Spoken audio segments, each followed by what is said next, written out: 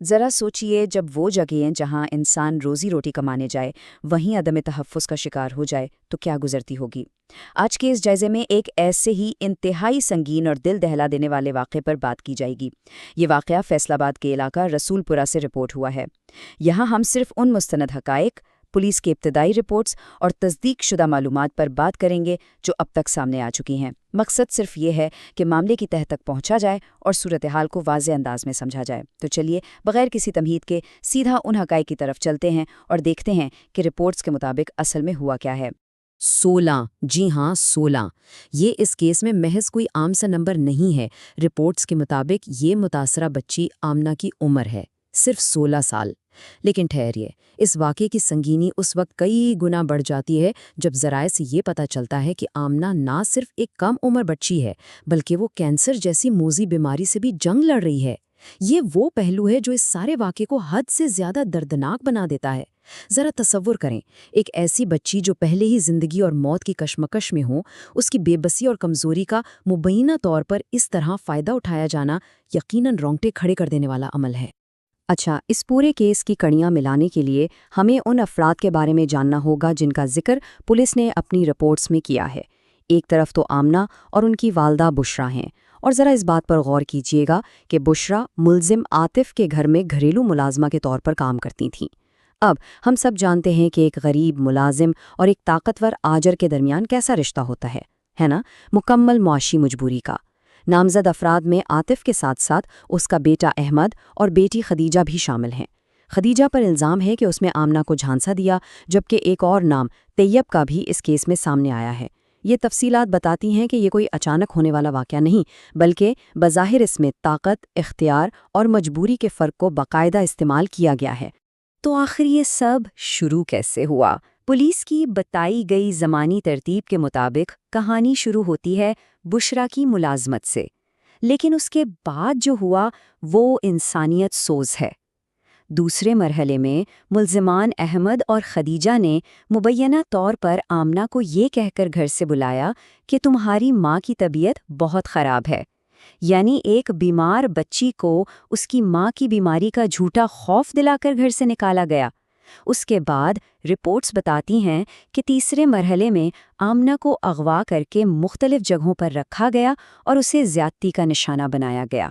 और फिर चौथा मरहला, आखिर में मुल्ज़िमान उसे बिल्कुल लावारिस और बेबस हालत में ज़िला कचहरी के करीब छोड़कर फरार हो गए। ये पूरी तरतीब दिखाती है कि किस बेदर्दी से हमदर्दी और मजबूरी का फ़ायदा उठाया गया। अब ज़रा इन कानूनी इल्ज़ामात की तरफ आते हैं जो FIR यानी फर्स्ट इन्फॉर्मेशन रिपोर्ट में दर्ज किए गए हैं। और सच पूछें तो ये इल्ज़ामात इंतहाई हौशरबा हैं। पुलिस की मुद्दईयत में दर्ज इस रिपोर्ट में सिर्फ अगवा और इज्तिमाई ज़्यादती ही नहीं, बल्कि मुल्ज़मान पर मुतासरा बच्ची की नाज़ीबा वीडियोज़ बनाने का भी वाज़ेह इल्ज़ाम है।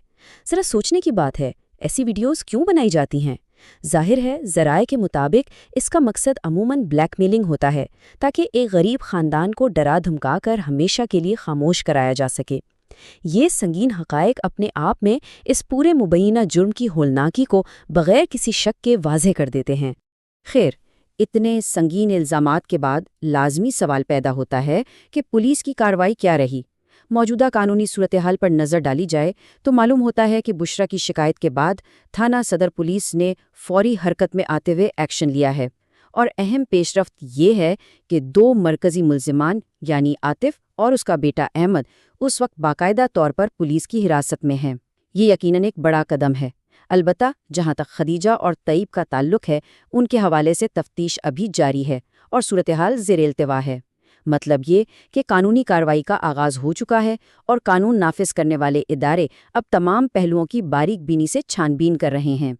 लेकिन ठहरिए, तस्वीर का एक और रुख भी है और वो इंतहाई तशवीशनाक है। गिरफ्तारियों के बावजूद मुतासरा बच्ची की वालिदा बुशरा का एक इंतहाई दर्दनाक बयान सामने आया है। उनके बकौल मुल्ज़िमान चूंकि इंतहाई बाअसर हैं, इसलिए उन पर सुलह के लिए ज़बरदस्त दबाव डाला जा रहा है। और सच पूछें तो हमारे माशरे में अक्सर ऐसे केसेस में यही सब देखने को मिलता है, ताकतवर और कमज़ोर का टकराव। बुशरा ने तंग आकर सीधा वज़ीर आला पंजाब से इंसाफ की दहाई दी है। ایک مجبور ماں کی یہ اپیل محض چند الفاظ نہیں ہے، یہ اس تلخ حقیقت کی نشاندہی کرتے ہیں کہ ایک غریب انسان کے لیے انصاف مانگنا اور پھر اس پر ڈٹے رہنا بااثر افراد کے سامنے کس قدر کٹھن مرحلہ ہوتا ہے۔ اور بس یہیں آ کر ان تمام حقائق سے آگے ایک بہت بڑا اور چبھتا ہوا سماجی سوال جنم لیتا ہے، وہ یہ کہ پاکستان میں ایسے واقعات کے دوران ہمارا قانونی ڈھانچہ اور وکٹم سپورٹ سسٹم یعنی متاثرین کی مدد کا نظام آخر کس حد تک مؤثر کام کرتا ہے؟ کیا ہمارا موجودہ نظام واقعی اتنی طاقت رکھتا ہے کہ وہ بشرا جیسے بے بس لوگوں کو ان بااثر افراد کے دباؤ اور دھمکیوں سے محفوظ رکھ سکے؟ اور کیا اس نظام میں ایک 16 سالہ کینسر کی مریضہ بچی کے لیے فوری اور شفاف انصاف کی کوئی حقیقی ضمانت موجود ہے؟ آج کے اس جائزے میں صرف مصدقہ حقائق کو سامنے رکھا گیا ہے۔ اب یہ وہ سوالات ہیں جو پورے معاشرے اور متعلقہ اداروں کو سوچنے پر مجبور کرتے ہیں۔ اس تجزیے میں ساتھ دینے کا